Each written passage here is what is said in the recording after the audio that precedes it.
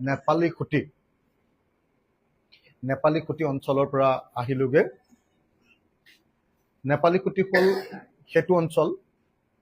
য'ত প্ৰথমতে পানীয়ে খুন্দা মাৰিছিলে আৰু তাৰ ৮০টা ঘৰৰ ভিতৰত মাত্ৰ ৬টা ঘৰ বাচিছে, বাকী গোটেইবিলাক ঘৰে ভাঙি পেলাইছে। তাত ৫গৰাকী মানুহৰ মৃত্যু ঘটিছে। মই ৪গৰাকী মৃত্যু হোৱা পৰিয়ালক লগ পালোঁ আৰু নেপালী খুটিত নাজিৰা বিধানসভা সমষ্টিৰ শিৱসাগৰ জিলাৰ নেপালী খুটিত মৃত্যু হোৱা ৪টা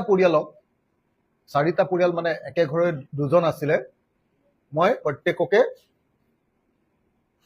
৫০,০০০কে এটা সাহায্য আগবঢ়ালোঁ। আনহাতে নেপালী খুটিৰ সৰ্বমুঠ যি ৮০টা পৰিয়ালৰ প্ৰত্যেককে আমাৰ ৰাইজৰ দলৰ তৰফৰ পৰা ৫,০০০ টকাকৈ এককালীন সাহায্য এটা প্ৰদান কৰিলোঁ।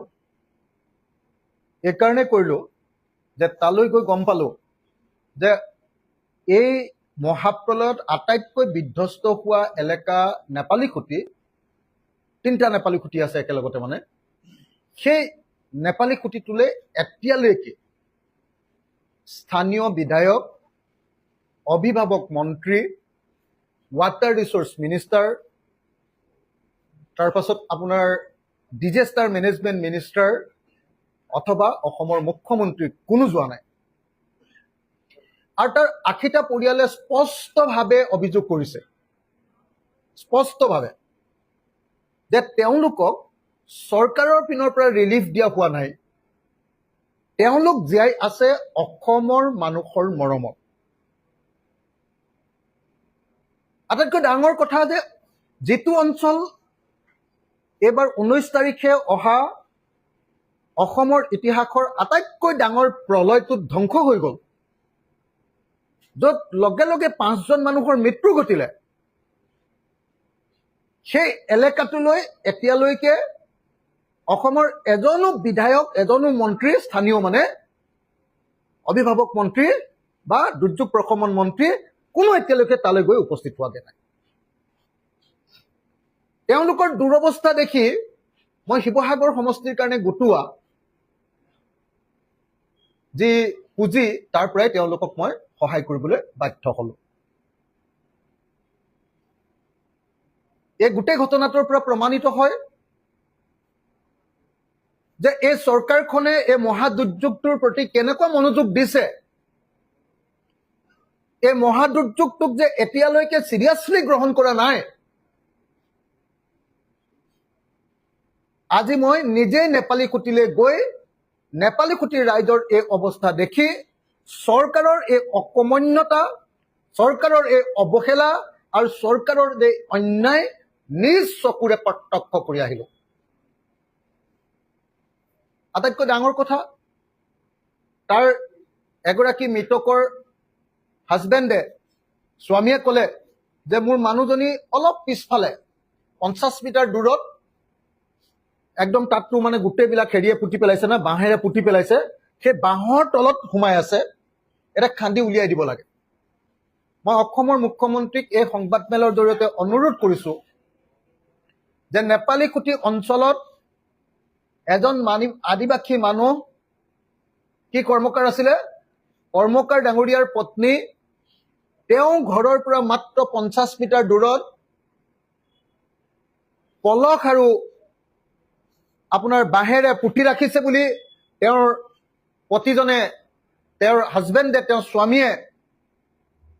অভিযোগ কৰিছে। আৰু সেইকাৰণে মই এটা ৰেস্কিউ অপাৰেশ্যন চলাই তেওঁৰ পত্নীক উদ্ধাৰ কৰিবৰ কাৰণে, মৃতদেহ উদ্ধাৰ কৰিবৰ কাৰণে মই অসমৰ মুখ্যমন্ত্ৰীক এই সংবাদমেলৰ জৰিয়তে অনুৰোধ জনালোঁ। ভাইটি মানুহজনৰ নামটো এবাৰ চাই দিয়া, কৰ্মকাৰদাৰ। আজি আমি যিকেইটা হেৰি কৰিছিলোঁ, অসমৰ মুখ্যমন্ত্ৰীক মই নেপালী খুটিৰ কৰ্মকাৰদাৰ, এজনে কৰ্মকাৰ আছিলে, বাকী শিৱেশ্বৰ কৰ্মকাৰ, শিৱেশ্বৰ কৰ্মকাৰ নামৰ যিজন মানুহৰ পত্নী মাত্ৰ ৫০ মিটাৰ আঁতৰত, তেওঁ ঘৰৰ ৫০ মিটাৰ আঁতৰত দেখিয়ে থাকে, ভলুকা বাঁহজোপা আছে, তাৰ তলতে বহুত মানে পলস আৰু হেৰিয়ে পুতি পেলাইছে। সেই তাতে তেওঁৰ পত্নী লুকাই আছে বুলি, তেওঁ তাতে সোমাই আছে বুলি তেওঁ নিজ মুখেৰে মোক ক'লে। গতিকে মই অসমৰ মুখ্যমন্ত্ৰী আমাৰ শিৱেশ্বৰ কৰ্মকাৰৰ মৃত পত্নীৰ মৃতদেহটো ৰেস্কিউ অপাৰেশ্যন কৰি উদ্ধাৰ কৰিবৰ কাৰণে মই আহ্বান জনালো। এতিয়া কি কাৰণে আচলতে অসমৰ আটাইতকৈ বেছি ক্ষতিগ্ৰস্ত, দুৰ্যোগ পীড়িত, আটাইতকৈ বেছি ধ্বংসলীলা কৰা সেই ঠাইটোলৈ কিয় এতিয়ালৈকে কোনো মন্ত্ৰী আৰু স্থানীয় বিধায়ক যোৱা নাই? তাৰ কাৰণটো হ'ল যে এই মন্ত্ৰী আৰু স্থানীয় বিধায়কবিলাকৰ কাৰণে সেই অঞ্চলৰ যে মানুহ মৰিবলগীয়া হৈছে, এই যে মহাপ্ৰলয় হৈছে, সেইকাৰণে তেওঁলোকে মানুহৰ সন্মুখীন হ'বলৈ ভয় কৰিছে। মই অসমৰ মুখ্যমন্ত্ৰী ডাঙৰীয়াক জনাব খুজিছো, মুখ্যমন্ত্ৰী ডাঙৰীয়া, আপুনি আপোনাৰ দলৰ মানুহৰ বিৰুদ্ধে নিশ্চয় কোনো ব্যৱস্থা গ্ৰহণ নকৰে। তথাপি মই আপোনাক জনাব খুজিছো যে আপোনাৰ অভিভাৱক মন্ত্ৰীয়ে তালৈ আটাইতকৈ ক্ষতিগ্ৰস্ত এলেকাটোলৈ এবাৰো যোৱা নাই। আপোনাৰ স্থানীয় বিধায়কজনেও সেই আটাইতকৈ ক্ষতিগ্ৰস্ত অঞ্চলটোৰ মানুহৰ লগত এবাৰো কথা পতা নাই। তেওঁ আহিছে বোলে ওচৰৰ চন্তক বাগানখনলৈকে আহিছে। আৰু আপোনাৰ ৱাটাৰ ৰিচোৰ্চ মিনিষ্টাৰ, তেওঁ এতিয়ালৈকে তাত এবাৰো গৈ থিয় হোৱা নাই। আপোনাৰ ডিজাষ্টাৰ মেনেজমেণ্ট অফ মিনিষ্টাৰ, তেওঁ গৈ তাত এতিয়ালৈকে উপস্থিত হোৱা নাই। আপুনিতো যোৱাই নাই। গতিকে আটাইতকৈ ক্ষতিগ্ৰস্ত অঞ্চলটোলৈ যে এতিয়ালৈকে কোনো মন্ত্ৰী বা কোনো বিধায়ক যোৱা নাই, এইটোৱে আচলতে এই মহাপ্ৰলয়ৰ প্ৰতি বিজেপি চৰকাৰৰ দৃষ্টিভংগীটো প্ৰকাশ কৰিছে।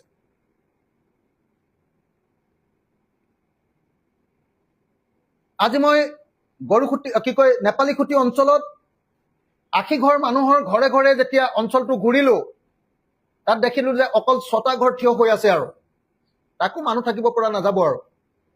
6টা পকা ঘৰ আছে যেনে তেনে। এই 6টা পকা ঘৰ থকাৰ পাছত বাকী গোটেই ঘৰবিলাকে কমপ্লিটলি শেষ। আৰু তাত কোনো পধ্যে সেই অঞ্চলটোত আৰু ঘৰো বনাব নোৱাৰে, কাৰণ তাত কমপ্লিটলি পলস আৰু তাৰ ওপৰত সম্পূৰ্ণৰূপে কাটি থোৱা বাঁহ, নাগালেণ্ডত বোধহয় কাটি থোৱা বাঁহেৰে সম্পূৰ্ণৰূপে জাগাটো পুৰা পুতি পেলালে। গতিকে তাত নতুনকৈ ঘৰ বনোৱাটো অসম্ভৱ। সেইকাৰণে মই অসমৰ মুখ্যমন্ত্ৰী ডাঙৰীয়াক ক'ব খুজিছো যে নেপালীখুটি অঞ্চলৰ 80টা পৰিয়ালৰ কাৰণে 80 বিঘা মাটি আপুনি নাজিৰা সমষ্টিৰ ওখ ঠাইত দিয়াৰ ব্যৱস্থা গ্ৰহণ কৰক। আৰু মুখ্যমন্ত্ৰী ডাঙৰীয়া, মই আপোনাক বাৰম্বাৰ কৈ আছো যে প্ৰত্যেকটো বানপীড়িত পৰিয়ালক 10 লাখ টকাকৈ দিব লাগে। আপুনি দিছে মাত্ৰ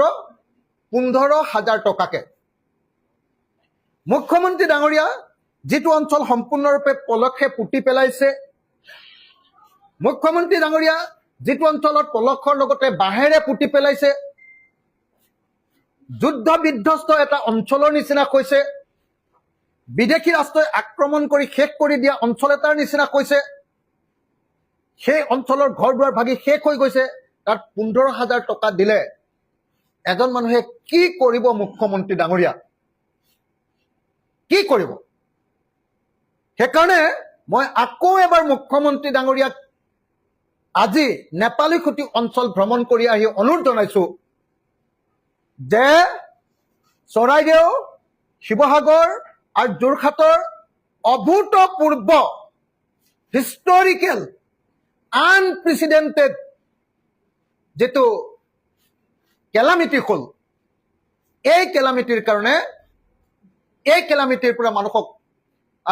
কেলামিটিত পৰা দুৰ্যোগত পীড়িত মানুহক প্ৰত্যেকটো পৰিয়ালকে 10 লাখ টকা দিয়াৰ ব্যৱস্থা কৰিব লাগে। 10 লাখ টকা দিয়াৰ ব্যৱস্থা কৰিব লাগে। মুখ্যমন্ত্ৰী ডাঙৰীয়া, আপুনি যদি এইখিনি মানুহক, এই 3খন জিলাত চাগে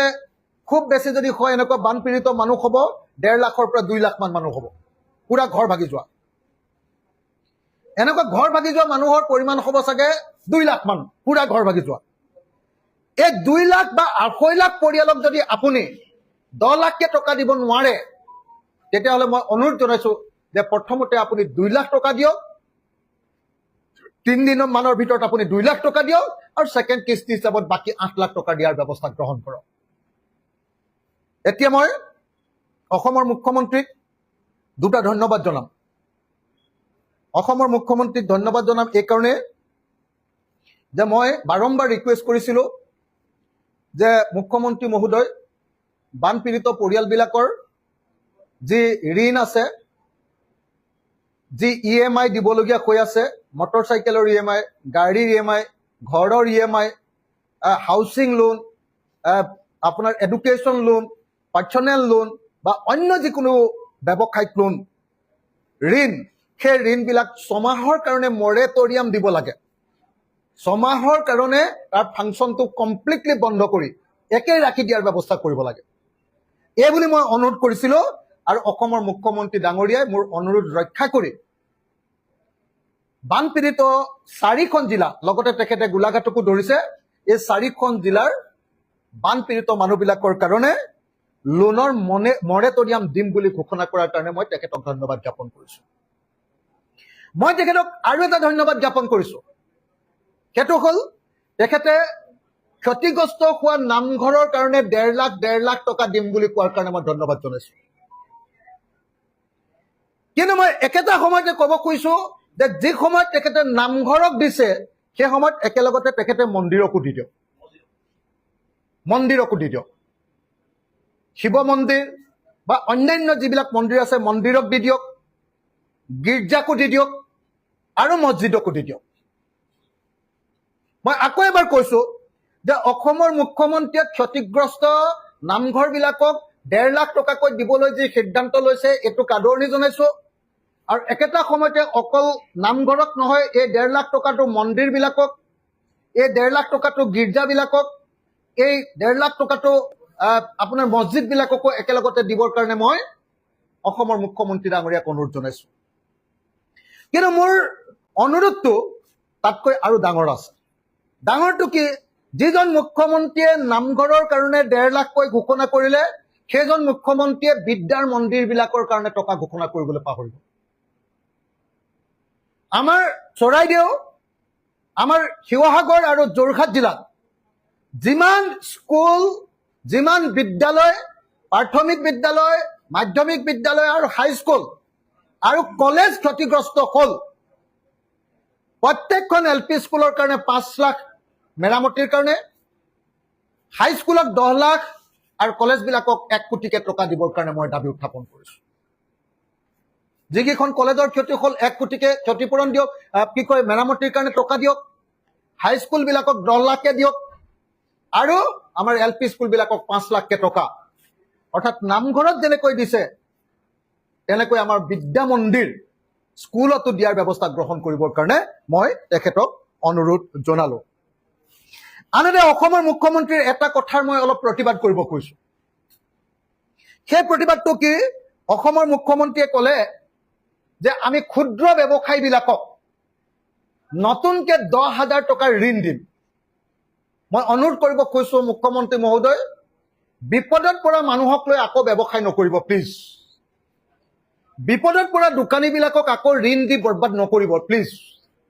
বিপদত পৰা দোকানীবিলাকক যিবিলাক ক্ষুদ্ৰ ব্যৱসায়ী আছে তেওঁলোকক আপুনি অন্ততপক্ষে 1 লাখ টকাকে চৰকাৰৰ পৰা বিনামূলীয়াকৈ দিয়াৰ ব্যৱস্থা কৰক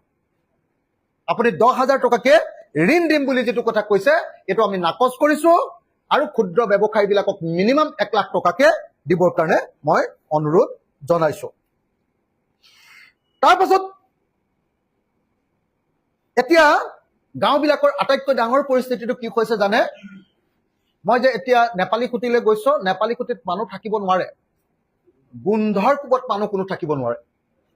আমি যিবিলাক বানপীড়িত অঞ্চললৈ গৈছো মোৰ গোটেই ভৰি পানীয়ে খাই গৈছে কি কয় পানী চকুৱা বুলি কি কয় ওপৰ চকুৱাই খাইছে পুৰা ভৰি লাল হৈ গৈছে গুটি গুটি উঠি গৈছে মই যিমান মানুহক দেখিলো বেছিভাগ গাঁৱৰ মানুহৰ গোটেই ভৰিৰ ফাটবিলাক আঙুলিৰ ফাটবিলাক কমপ্লিটলি পানীয়ে খাই শেষ কৰি দিছে ওপৰ চকুৱাই খাইছে হা গতিকে মই অসমৰ মুখ্যমন্ত্ৰীক প্ৰথমতে সেই অঞ্চলবিলাকৰ কাৰণে ব্লিচিং পাউডাৰ পানী শুকোৱাৰ লগে লগে সেই অঞ্চলবিলাকৰ কাৰণে ফেনাইল সেই অঞ্চলবিলাকৰ কাৰণে DDT ছটিওৱাৰ ব্যৱস্থা কৰিবৰ কাৰণে অনুৰোধ জনাইছো মই অনুৰোধ জনাইছো যে এটা পৰিয়ালক অন্ততঃ 2 লিটাৰ ফেনাইল আৰু 1 কেজি ব্লিচিং পাউডাৰ দিয়াৰ ব্যৱস্থা গ্ৰহণ কৰক 2 লিটাৰ ফেনাইল আৰু 1 কেজি ব্লিচিং পাউডাৰ দিয়াৰ ব্যৱস্থা গ্ৰহণ কৰক আৰু প্ৰতিখন গাঁৱৰ ভিতৰে আৰু বাহিৰে ঘৰৰ ভিতৰে আৰু বাহিৰে DDT দিয়াৰ ব্যৱস্থা গ্ৰহণ কৰক এটো মই অনুৰোধ জনাইছো লগতে প্ৰত্যেকটো এনেকুৱা দুৰ্ভগীয়া পৰিয়াল য'ত বোকা সোমাই গৈছে প্ৰত্যেকটো পৰিয়ালক মই বেলচা এখনকৈ বা দুখনকৈ কুৰ এখন বা দুখনকৈ আৰু বাহনি চাফা কৰিবৰ কাৰণে বাহনি দিবৰ কাৰণে মই অসমৰ মুখ্যমন্ত্ৰীক অনুৰোধ জনাইছো মই আকৌ কলো কি বুলি মই আকৌ কৈছো যে ঘৰ চাফা কৰিবৰ কাৰণে পলক পৰি ভৰ্তি হৈ গ'ল দুখন বেলচা এখন ঘৰত দুখন কুৰ আৰু বাহনি বাঁহৰ বাহনি তেখেতে দিয়াৰ ব্যৱস্থা গ্ৰহণ কৰিব লাগে আনহাতে মই বানপীড়িত প্ৰত্যেকখন গাঁৱত খোৱাপানীৰ সাংঘাতিক ধৰণৰ অভাৱ ঘটিছে সব টিউবৱেলবিলাক বেয়া হৈ গ'ল টিউবৱেলবিলাকৰ পৰা পানী ওলোৱা নাই বা বেয়া হৈ গ'ল বা বেয়া পানী ওলাইছে এই পানী খাবলৈ ক'লে মানুহ মৰি যাব পুখুৰীবিলাক সম্পূৰ্ণৰূপে ডুবি গ'ল গতিকে এই পানী মানুহ কোনেও খাব নোৱাৰে কুঁৱাবিলাক ডুবি গ'ল এই পানী খাব নোৱাৰে গতিকে মই অসমৰ মুখ্যমন্ত্ৰীক প্ৰত্যেকখন গাঁৱত 4-5টাকে মাৰ্কফিট টিউবৱেল বহাবৰ কাৰণে অথবা যিবিলাক গাঁৱত JJMৰ প্ৰজেক্ট আছে জল জীৱন মিছন প্ৰজেক্ট আছে সেইবিলাকক সচল কৰি তুলিবৰ কাৰণে মই অসমৰ মুখ্যমন্ত্ৰীক বিনম্ৰভাৱে অনুৰোধ জনাইছো তাৰ পাছত অসমৰ মুখ্যমন্ত্ৰীক মই আৰু দুটা অনুৰোধ জনাম এটা হ'ল অসমৰ মুখ্যমন্ত্ৰীয়ে অৰুণোদয় পাই থকা আমাৰ চৰাইদেউ শিৱসাগৰ আৰু যোৰহাট জিলাৰ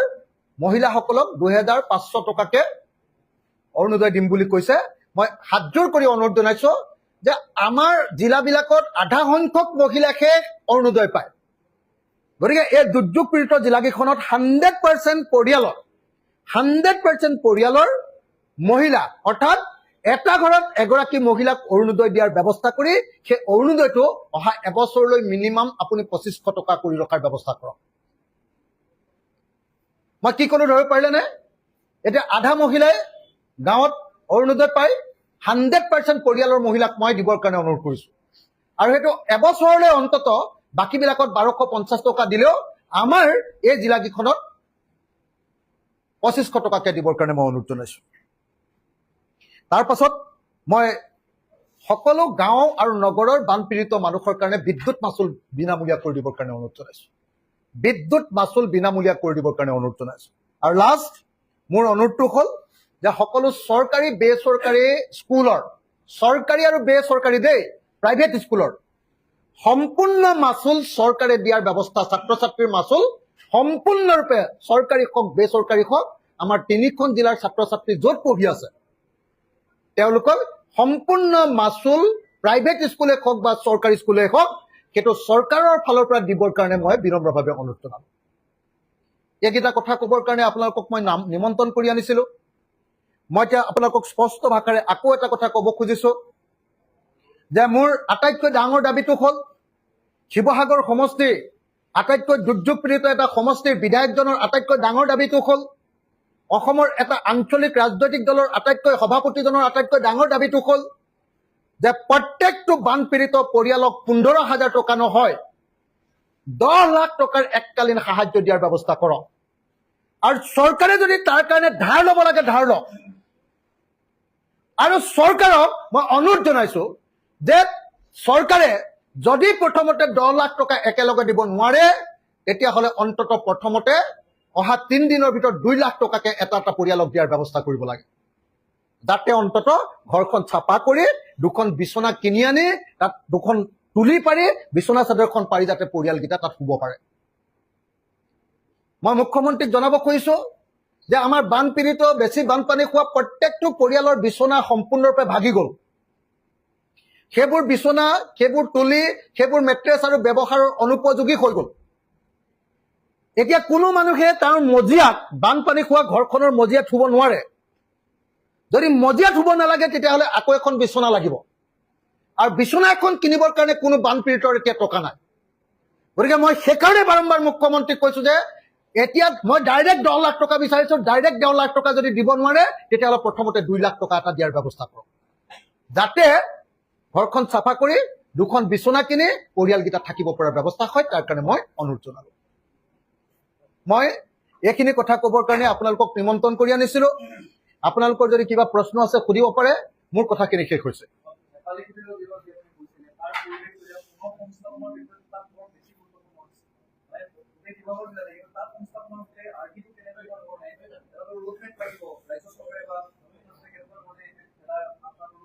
মই ভাবো যে নেপালী খুঁটিৰ কাৰণে ৰাস্তা এটাই আছে তেওঁলোকক তাৰ পৰা নি বেলেগ ঠাইত ৰিছেটেলমেণ্ট কৰোৱা যদি সেইকাৰণে নেপালী খুঁটিৰ 80টা পৰিয়াল বেচিকেলি যেটো নেপালী খুঁটি তাৰ ইফালেও আকৌ মানুহ আছে সেই নেপালী খুঁটিৰ বেচিকেলি 80টা পৰিয়ালৰ কাৰণে বেলেগ এটা ওখ ঠাইত 80 বিঘা মাটি দিব লাগে নাম্বাৰ 1 নাম্বাৰ 2 সেই মানুহবিলাকে ঘৰটো বনাবৰ কাৰণে মই যেটো 10 লাখ টকাৰ কথা কৈছো তেওঁলোকক তাৎক্ষণিকভাৱে 10 লাখ টকাকে তেওঁলোকৰ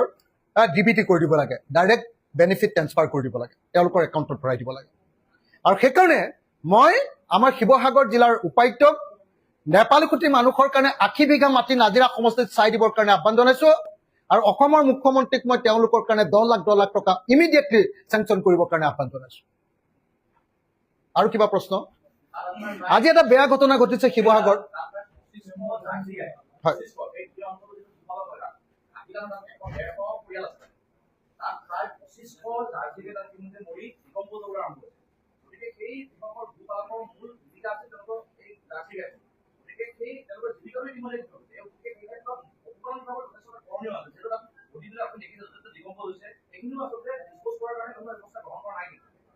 মানে মইতো আপোনালোকক ক'লোৱে যে প্ৰথম কথা তাত এটা মৃতদেহ কৰি আছে বুলি তেওঁৰ হাজবেণ্ডে স্বামীয়ে কৰি আছে সেতুকে এতিয়ালৈকে উদ্ধাৰ কৰা নাই মানে এতিয়ালৈকে ৰেস্কিউ অপাৰেশ্যনটোৱে কৰা নাই দ্বিতীয় কথা তাত য'তে যাওঁ ত'তে গৰু পৰি আছে ডিব্ৰুগড় মিউনিচিপালিটিৰ পৰা অলপ হৰিজন আহিছে তেওঁলোকে আজি 5টা গৰু উদ্ধাৰ কৰিছে মৃতদেহ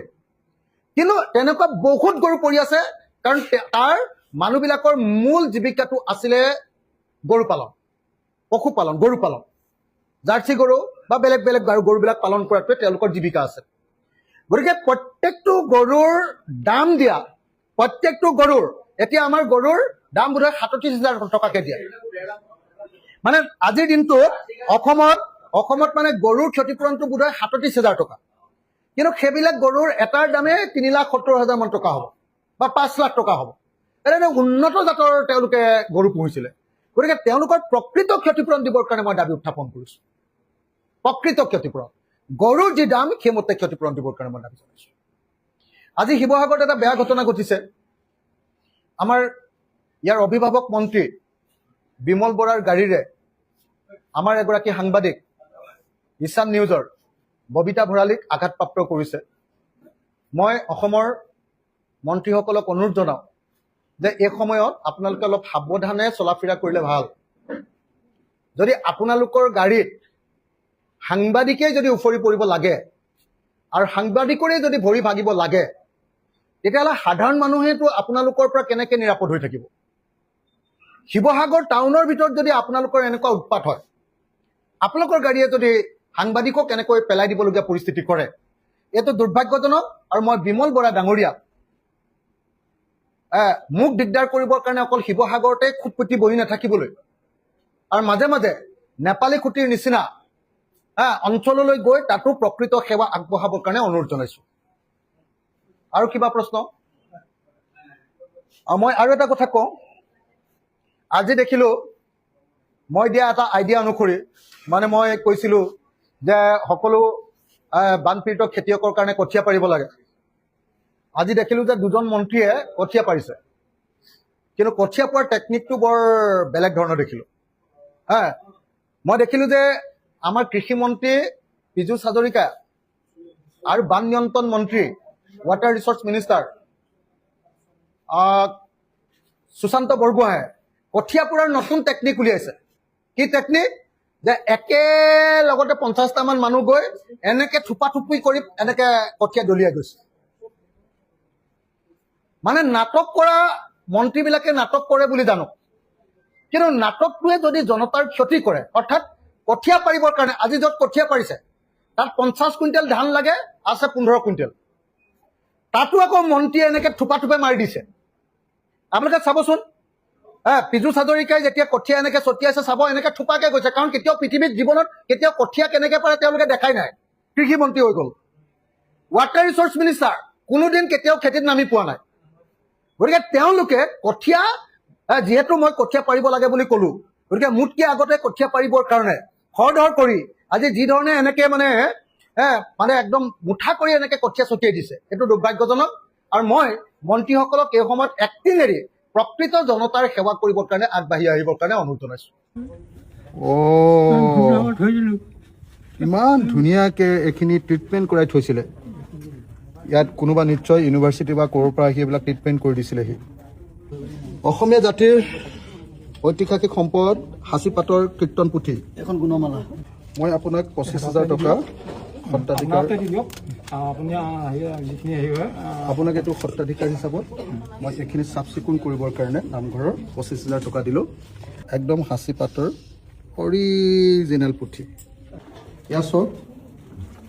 মই এখন সত্ৰৰ সাঁচিপতীয়া পুথি, সেই বাকচটোতো আছে বোলে, লৈ আহক, আপোনালোকে ধৰি লৈ আহক। এয়া এখন সত্ৰৰ সাঁচিপতীয়া পুথি।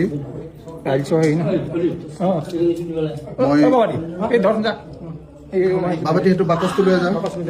সেইটো মই লৈ যাওক, চিন্তা নকৰোঁ। হয়, তহঁতি নালাগে মোৰ লগত, তহঁতে যা। এয়া মই এখন সত্ৰৰ ঐতিহাসিক সত্ৰৰ সাঁচিপতীয়া পুথি মই বাহিৰলৈ মানুহে পৰিলে মোবাইল ফোন নিদো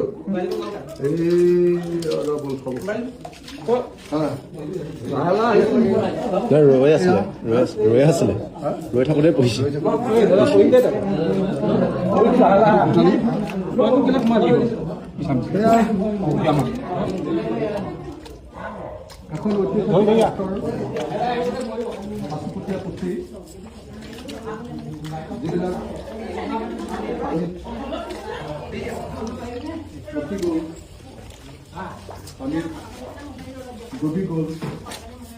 সত্ৰৰ সাঁচিপতীয়া পুথি।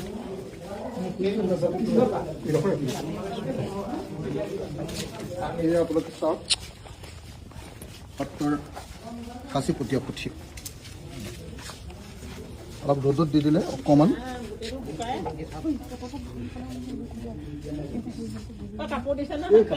এইটো গোপালদেৱৰ চৰিত, এইটো গোপালদেৱৰ চৰিত। এতিয়া এইখনতো বৰ ঐতিহাসিক সত্ৰ, চৰিত পুথি। এখন চৰিত পুথি গোপালদেৱৰ চৰিত পুথিখন, এই ঐতিহাসিক চৰিত পুথিখন পানীৰ মাজত ডুব গ'ল। আমাৰ গোপালদেৱৰ এই ঐতিহাসিক চৰিত পুথিখন। এয়া চাওক, গোপালদেৱৰ ঐতিহাসিক চৰিত পুথি। এয়া পানী বিয়পিলে, কিন্তু আখৰ বিয়পি গ'ল, ৰ'বনে নাই? এই ক'ৰবাত ৰৈছে। অকণমান ৰ'দাই দিলে অলপ ধৰিব পৰা হ'ব পাৰে।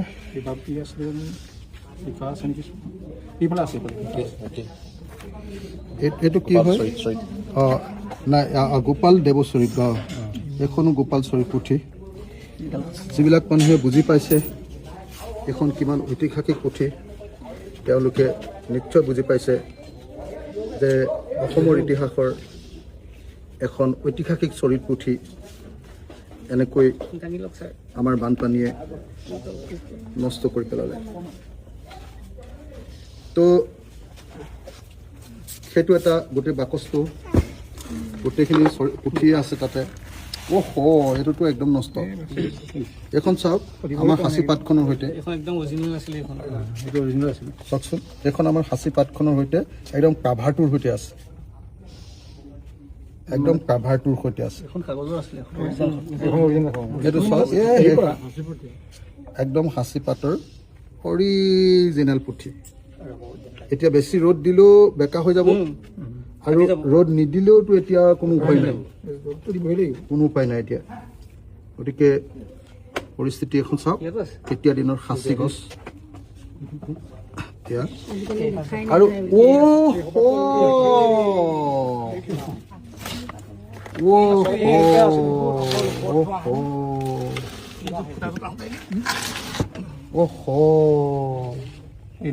আমাৰ অসমীয়া জাতিৰ এটা ডাঙৰ সম্পদ অসমীয়া জাতিৰ এটা ডাঙৰ সম্পদ চববিলাক শেষ হৈ গ'ল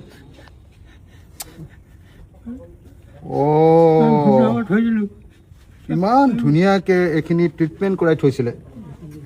ইয়াত কোনোবা নিশ্চয় ইউনিভাৰ্চিটি বা ক'ৰ পৰা আহি এইবিলাক ট্ৰিটমেণ্ট কৰি দিছিলেহি চববিলাক এইটো সন্ত ৰতন এখন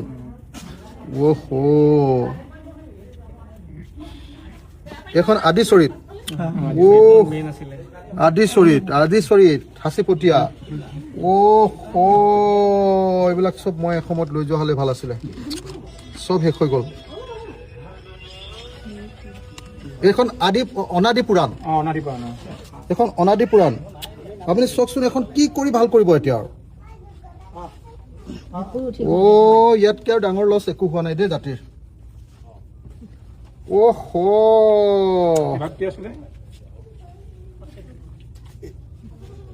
এইটো সৎসং নিৰ্ণয় এইখন চাওকচোন